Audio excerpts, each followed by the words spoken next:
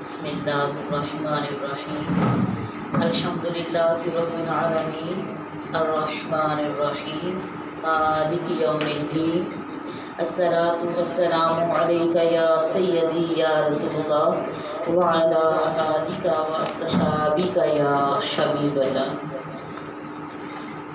آنے والے تمام مہمانان گرامی کو پیار، محبت اور امن کا پیغام سلام پیش کرتی ہوں۔ السلام علیکم ورحمۃ اللہ وبرکاتہ۔ وعلیکم السلام ورحمۃ اللہ وبرکاتہ۔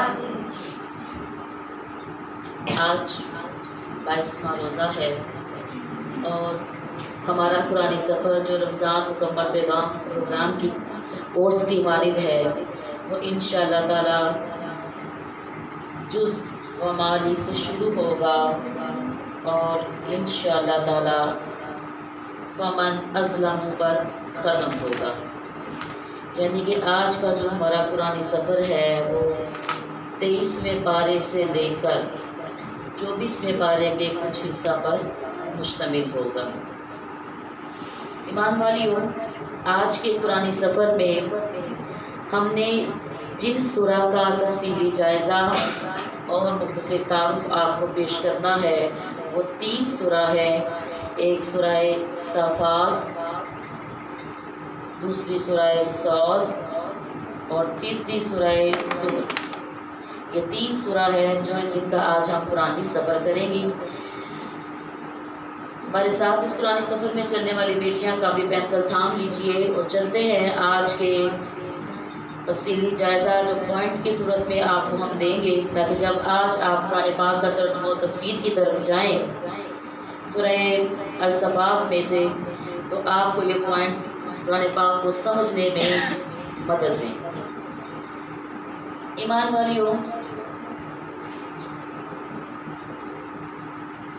آج کا جو ہمارا پہلا سبق ہے سورہ صافات کی صورت میں، اس کا تعارف کچھ اس طرح ہے کہ صفات کے معنی ہے صف بستہ، 5 رکوعات پر مشتمل، 142 آیتیں، 880 کلمات، 3826 اس کے حروف ہیں۔ 3 قسم کے فرشتوں کی قسمیں کھا کر اس میں اللہ سبحانہ و تعالی سورت کا آغاز فرما رہا ہے۔ سابقہ انبیاء کرام علیہ السلام کا ذکر خیر بھی آپ کو ملے گا، جو اللہ تعالیٰ سلامتی کے ساتھ ان کا ذکر کر رہا ہے انبیاء کا۔ مزید آپ کو اس میں واقعہ قربانی ملے گا حضرت اسماعیل علیہ السلام کے حوالے سے۔ جنتیوں اور جہنمیوں کا انجام بڑی شرح و بست کے ساتھ آپ کو سورہ صفات میں ملے گا۔ گمراہ لوگوں اور کفار کی گفتگو کے حوالے سے بھی آپ کو ذکر ملے گا۔ اللہ کے لیے بیٹیاں، اس کا بھی ذکر ملے گا۔ رحمت للعالمین کے حوالے سے بھی ذکر ملے گا۔ ایمان والیوں، چلتے ہیں اس کے تفصیلی جائزہ کی طرف میں۔ اللہ سبحانہ و تعالیٰ نے سورہ الصافات کا ذکر کیا ہے اس طریقے سے، بسم اللہ الرحمن الرحیم، والصافات صفا فالزاجرات زجرا والتالیات ذکرا۔ 3 قسم کی قسمیں اللہ سبحانہ و تعالیٰ نے سورت کے آغاز میں کھائی ہیں۔ ترجمہ ہے، قسم ہے مقام نیاز میں پر باندھ کر کھڑے ہونے والوں کی، پھر خوب جھڑکنے والوں کی، پھر قرآن کی تلاوت کرنے والوں کی۔ ایمان والیوں،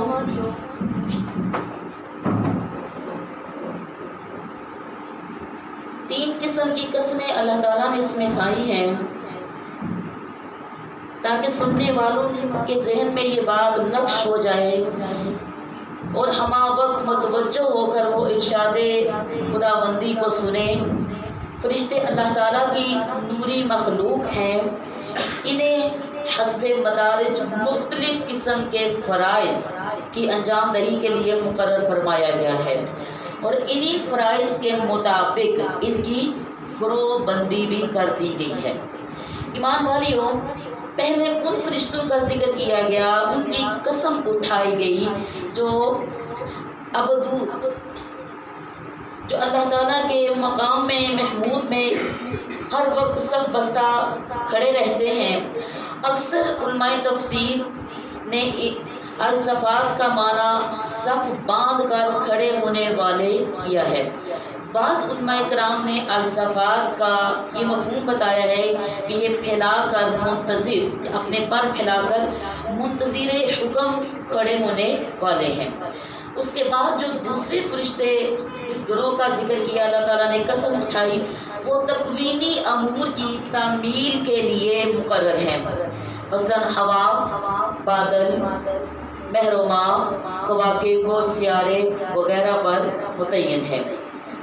ایمان والیوں، مزید ہم دیکھتے ہیں کہ اس کے بعد ان فرشتوں کا ذکر کیا گیا ہے جو آیات الہی کی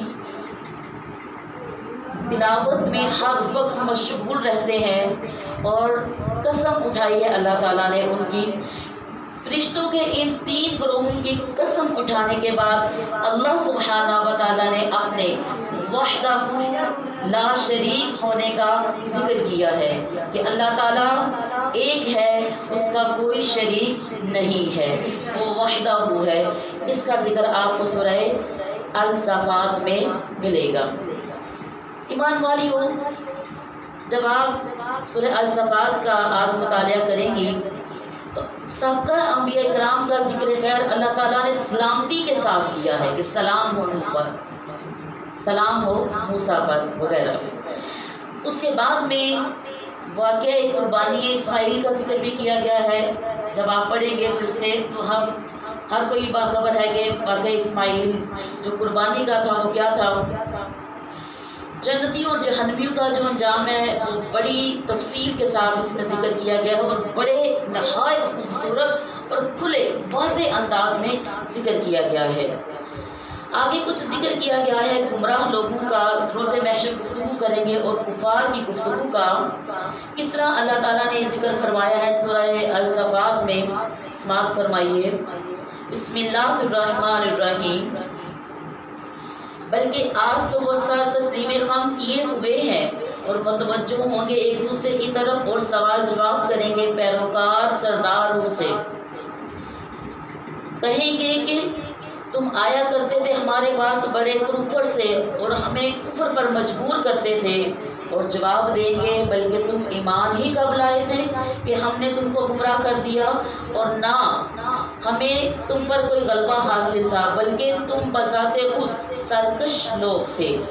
بس لازم ہو گیا ہم سب پر اپنے رب کا حکم، اب خواہ مواخواہ ہم اس عذاب کو چکھنے والے ہیں۔ بس ہم نے تم کو بھی گمراہ کیا اور ہم خود بھی گمراہ تھے، بس وہ سب اس روز عذاب میں حصہ دار ہوں گے۔ ہم اسی طرح سلوک کرتے ہیں مجرموں کے ساتھ۔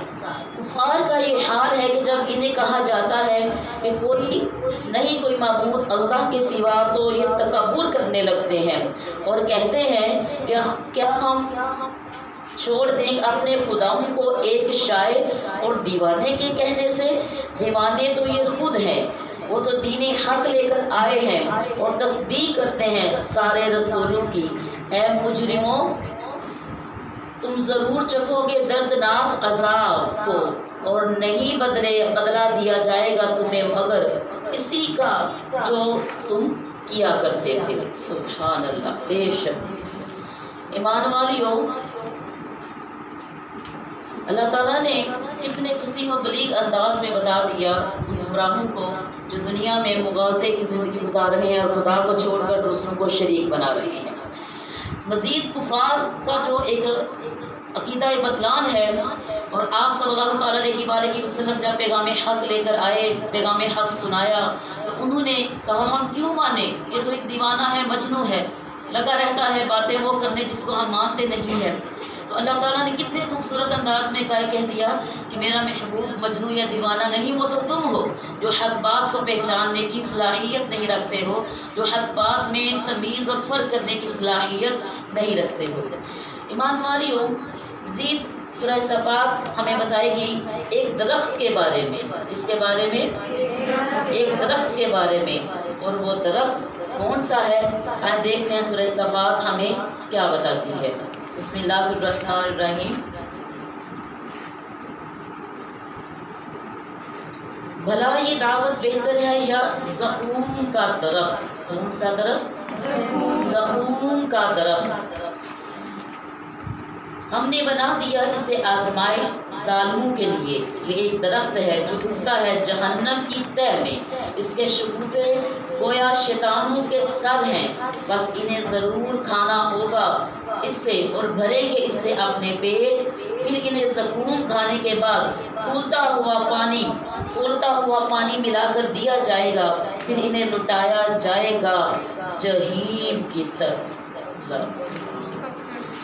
اللہ سبحانہ و تعالیٰ بڑے واضح انداز میں ان لوگوں کا انجام بتا رہا ہے جو راہ حق سے ہٹ جاتے ہیں، صراط مستقیم سے ہٹ جاتے ہیں، بظاہر جہنم ان کا مقدر ہوتا ہے۔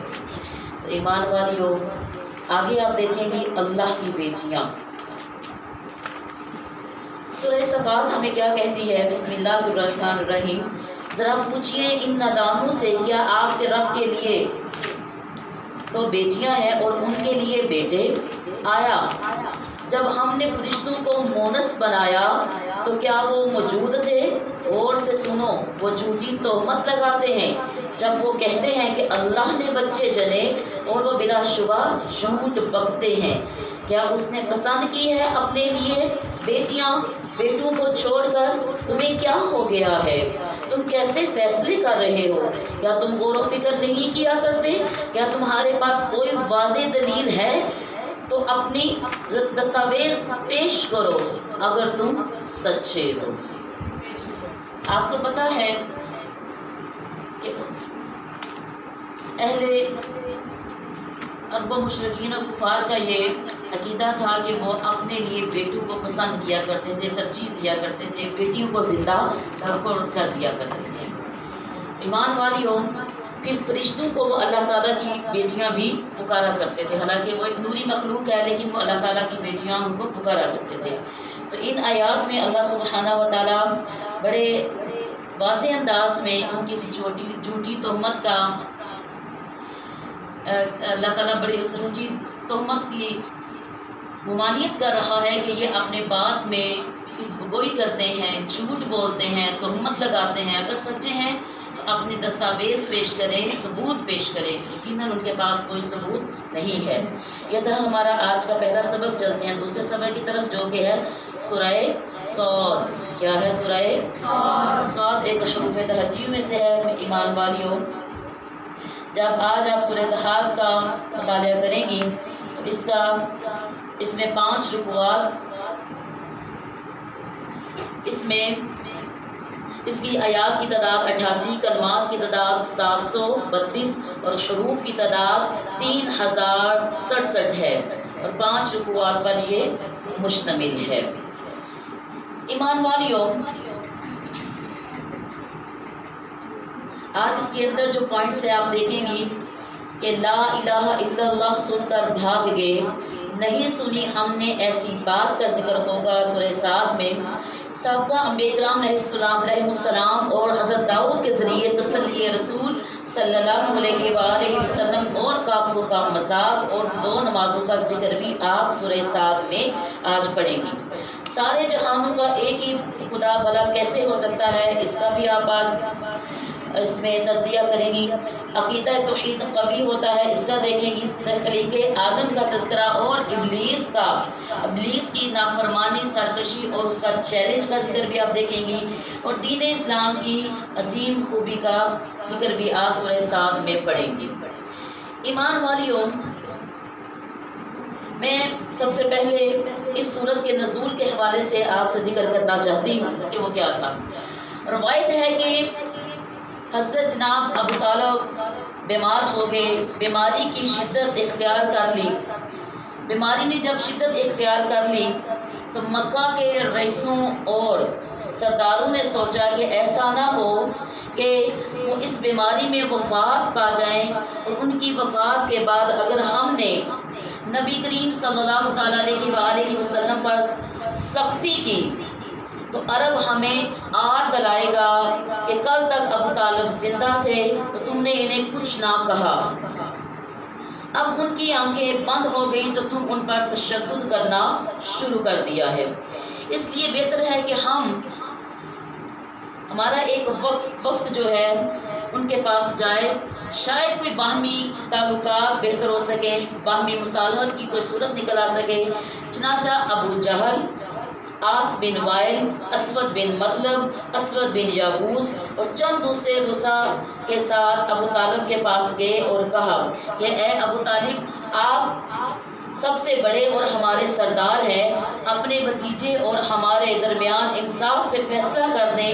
آپ انہیں حکم دیں کہ ہمارے خداؤں کو برا کہنا چھوڑ دیں، رک جائیں، ہم انہیں ان کے خدا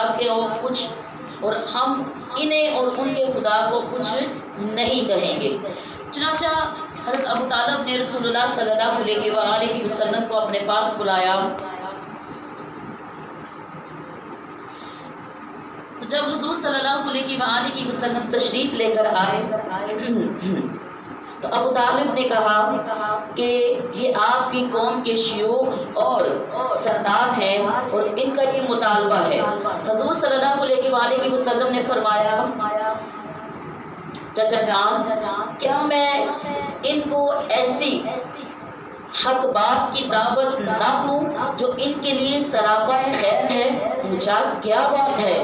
حضور صلی اللہ علیہ وآلہ وسلم نے فرمایا، یعنی میں ان کو دعوت دیتا ہوں کہ وہ ایک کلمہ کہیں، اس کی برکت سے سارا عرب بھی ان کا گرویدہ ہو جائے گا اور عجم کے بھی یہ مالک بن جائیں گے۔ ابو جہل کہنے لگا، ہم ایک نہیں ایسے 10 کلمے بھی کہنے کے لیے تیار ہیں، بتاؤ جلدی وہ کلمہ کون سا ہے؟ تو حضور صلی اللہ علیہ وآلہ وسلم نے فرمایا، تم کہو لا الہ الا اللہ۔ جب یہ کہا تو یہ وہ سن کر بھاگ کھڑے ہوئے اور بھاگتے ہوئے اس محفل سے چلے گئے۔ اس وقت اس سورت کا نزول ہوا۔ کون سی سورہ صاد کا نزول ہوا؟ ایمان والیوں، نہیں سنی ہم نے ایسی بات، ذکر میں اس کی تقریباً تفسیر میں بھی کر چکی ہوں، لیکن مزید میں آپ کو بتاتی ہوں کہ سورہ صاد میں کس طریقے سے انہوں نے یہ بات کہی کہ ہم نے تو ایسی بات نہیں سنی۔ بسم اللہ الرحمن الرحیم۔ قسم ہے قرآن کی، سراپا نصیحت دعوت محمدی حق ہے، لیکن یہ کفار تکبر اور مخالفت میں اندھے ہو گئے ہیں۔ بہت سی امتوں کو ہم نے ہلاک کر دیا ان سے پہلے، بس وہ فریاد کرنے لگے اور نہیں تھا یہ وقت بچ نکلنے کا، اور وہ اس پر حیران تھے کہ آیا ہے ان کے پاس ایک ڈرانے والا ان میں سے، اور کفار کہنے لگے یہ شخص ساحر ہے، یعنی کہ جادوگر ہے۔ ساحر کس کو کہتے ہیں؟ جادوگر کو۔ یہ شخص ساحر ہے، کذاب ہے، کیا بنا دیا ہے اس نے بہت سے خداؤں کی جگہ ایک خدا؟ بے شک یہ بڑی عجیب و غریب بات ہے۔ اور تیزی سے چل دیے قوم کے سردار رسول کے پاس سے، اور قوم نے قوم سے کہا یہاں سے نکلو اور جمے رہو اپنے بتوں پر، بے شک اس میں اس کا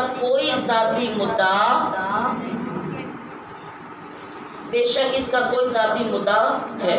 ایمان والیوں، مزید اللہ تعالیٰ نے فرمایا کہ ہم نے تو ایسی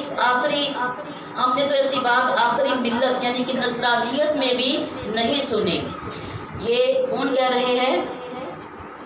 یہ کفار جو سردار آئے تھے، یہ وہ بات کر رہے ہیں، اور اللہ تعالیٰ بیان فرما رہے ہیں، انہوں نے کہا کہ ہم نے تو ایسی بات آخری ملت یعنی نصرانیت میں بھی نہیں سنی۔ یہ بات بالکل من گھڑت ہے اور یہ مذہب من گھڑت ہے۔ یہ تھا، میں نے تفسیر بھی بتا دی اور ترجمہ بھی بتا دیا آپ کو کہ ان کا عقیدہ کیا تھا ایک خدا کو ماننے سے، اور اس چیز کے وہ انکاری تھے کہ خدا ایک نہیں بہت سے خدا ہیں۔ تو ایمان والیوں، مزید آپ اس میں دیکھیں گے ابلیس کی سرکشی اور اس کا چیلنج بھی دیکھیں گے۔ جب آپ اس کے سورہ صاد کے آخر میں جائیں گے تو آپ اس چیز کو بھی دیکھیں گے، اور کس طریقے سے قرآن سورہ صاد میں کس طرح بیان ہو رہا ہے، سنیے۔ بسم اللہ الرحمن الرحیم۔ اے حبیب یاد فرمائیے جب کہا آپ نے جب کہا آپ کے رب نے فرشتوں سے کہ میں پیدا کرنے والا ہوں بشر کو کیچڑ سے، بس جب میں نے اس کو سنوار دوں، بس جب میں اس کو سنوار دوں اور پھونک دوں اس میں اپنی طرف سے خاص روح، تو تم گر پڑنا اس کے آگے سجدہ کرتے ہوئے۔ پھر سجدہ کیا سب کے سب فرشتوں نے سوائے ابلیس کے۔ اس نے گھمنڈ کیا اور ہو گیا کافروں میں سے۔ ارشاد ہوا اے ابلیس، کس چیز نے باز رکھا تمہیں اس کو سجدہ کرنے سے جس سے میں نے پیدا کیا اپنے دونوں ہاتھوں سے؟ کیا تو نے تکبر کیا؟ کیا تو اپنے آپ کو اس سے عالی مرتبہ خیال کرتا ہے؟ وہ گستاخ بولا میں بہتر ہوں اس سے، تو نے پیدا کیا مجھے آگ سے اور پیدا کیا اسے کیچڑ سے۔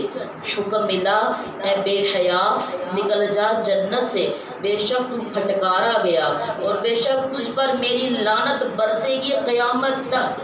ابلیس بولا اگر یہی اٹل فیصلہ ہے تو میرے رب مجھے مہلت دیجیے روز حشر تک۔ جواب ملا بے شک تم مہلت دیے جانے والوں میں سے ہے، یہ مہلت مقررہ وقت کے دن تک ہے۔ کہنے لگا تیری عزت کی قسم میں ضرور گمراہ کر دوں گا ان سب کو سوائے تیرے ان بندوں کے جنہیں ان میں سے تو نے چن لیا ہے۔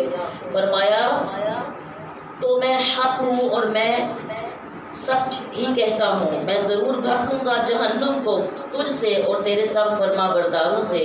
آپ فرمائیے میں نہیں مانگتا تم سے اس پر کوئی اجر اور نہ کوئی بناوٹ کرنے والوں میں سے ہوں، نہیں ہے یہ قرآن مگر نصیحت سب جہانوں کے لیے، اور اے کفار تم جان لوگے اس کی خبر کچھ عرصہ بعد۔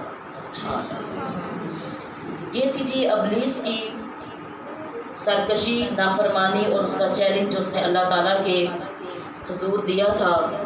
اب چلتے ہیں ہم اپنے تیسرے سبق کی طرف